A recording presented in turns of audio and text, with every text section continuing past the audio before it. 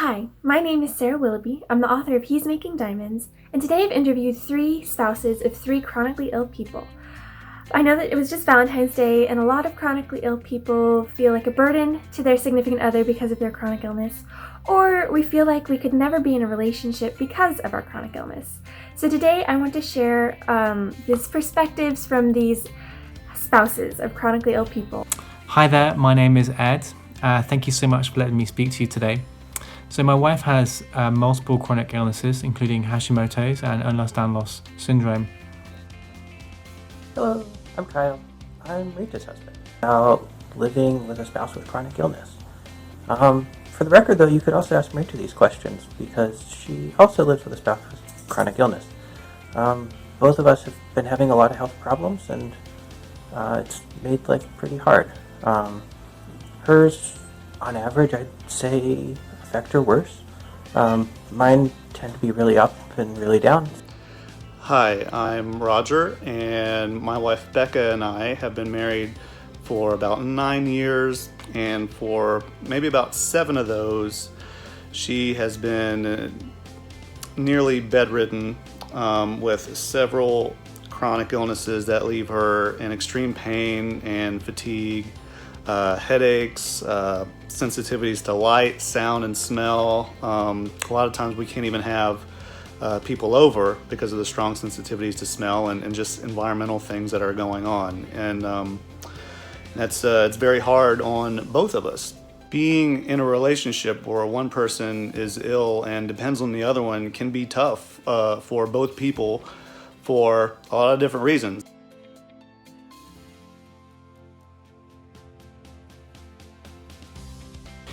First, I want to say you are loved by many people, including your fellow chronically ill people in this community or elsewhere that you might know, and also people from your church. They love you, and you can talk to them about how you're feeling. Unfortunately, there are many people in our lives who don't have chronic illness and who don't understand what it's like to live a life as a chronically ill person.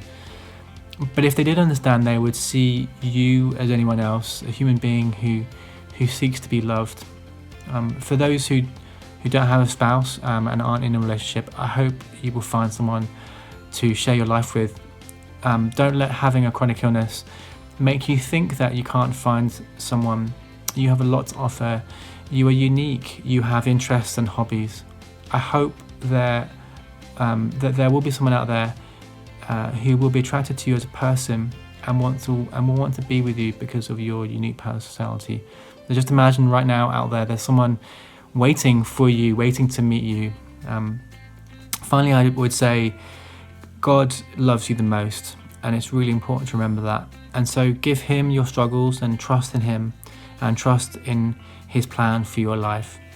Being in a relationship where one person is ill and depends on the other one can be tough for both people for a lot of different reasons, but at no point should you, if you're the ill one, feel like you're unlovable. First of all, you're not your illness. You may have some things that you struggle with, but that's not who you are. You were a person before those things happened.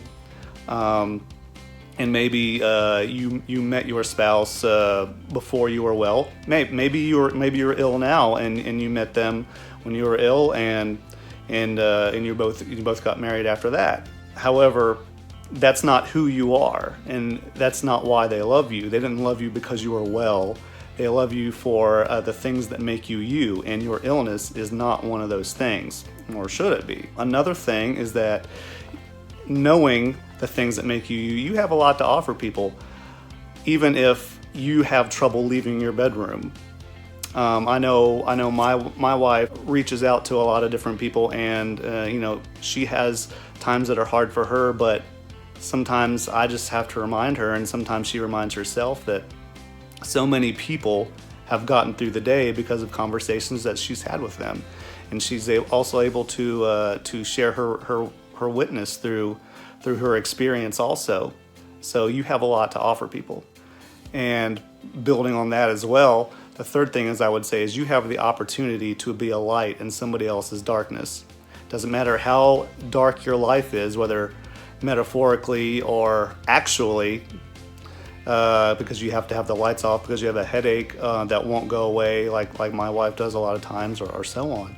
But your experience can offer hope to somebody else, even if it's just that they know that they're not alone.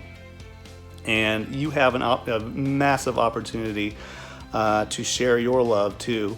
And my spouse, something I love about her is that, you know, she has been the light in my darkness before, and I believe I'm a better husband going through this experience with her.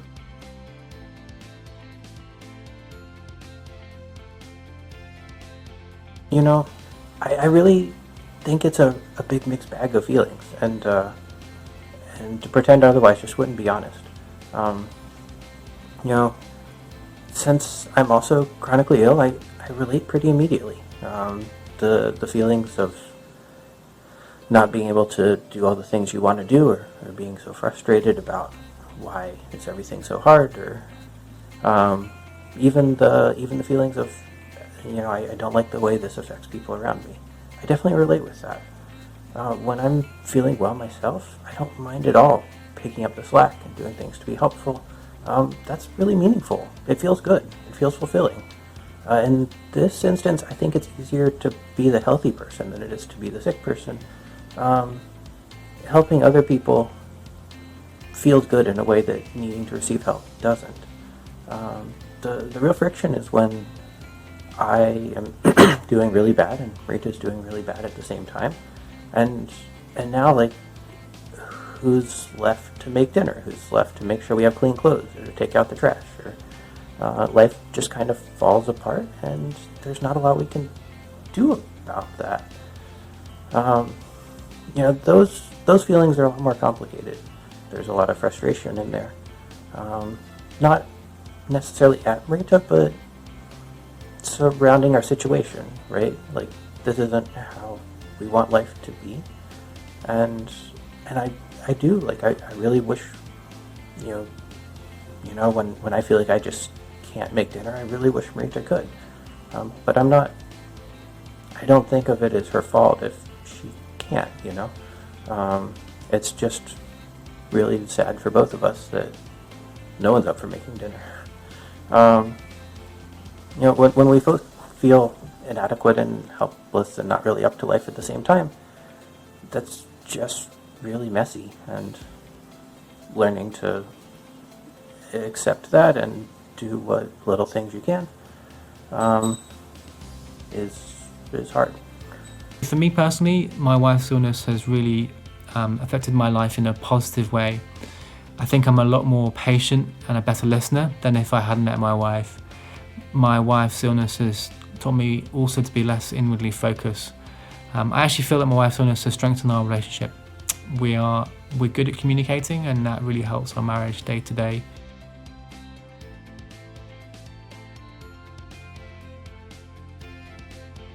That might be true, right? I think we talk about bearing one another's burdens. Maybe it's not wrong to be a burden to your spouse sometimes. Maybe that's a normal and appropriate part of life. And it can be embraced, maybe? It's not a good feeling to feel like you're a burden. But also, like, that's part of our commitment to each other, to be with each other in all of it, whether we're burdens or not. And trying to say, like, we're not a burden, that feels a little dishonest to me. There's some times when I feel like I'm a burden on Rita, and sometimes when she feels like she's a burden on me, and there's probably a lot of truth to a lot of those feelings. And rather than trying to deny that we are burdens, I think we need to accept that we are, and learn to find joy in a type of love and commitment and relationship that can handle that. I think first of all, talking to your spouse is a great first step. If they know how you feel, then this will go a really long way. And I think just give them time as well, particularly if you've only recently become chronically ill. And I think if your spouse loves you, they will want to help you, maybe in small ways to begin with, but over time things will improve. So I think communication is really the key here. And if you ever feel that way, think about this. What if you were the person who was well and your spouse was the person that was ill? Would you feel like it was a burden to take care of them? You probably say no. So that type of paranoia, I guess, when we're ill, just think about that. Just think about that. If your spouse truly loves you, and I hope that they would, you are not really a burden to them, although it may seem like that. You know, and if you ever think that, just remember, you know, everybody gets frustrated. You'll get frustrated, they get frustrated. But just as you know that you would be there for your spouse, they're there for you too. So I hope that my perspective is helpful to you, and that hopefully you remember that you are loved even when you don't feel lovable. Thank you for watching. I hope that was as encouraging to you as it was to me. Don't forget to like this video and subscribe so that you don't miss any future videos. Go ahead and also comment below what kind of video and content that you would like to see from me in the future.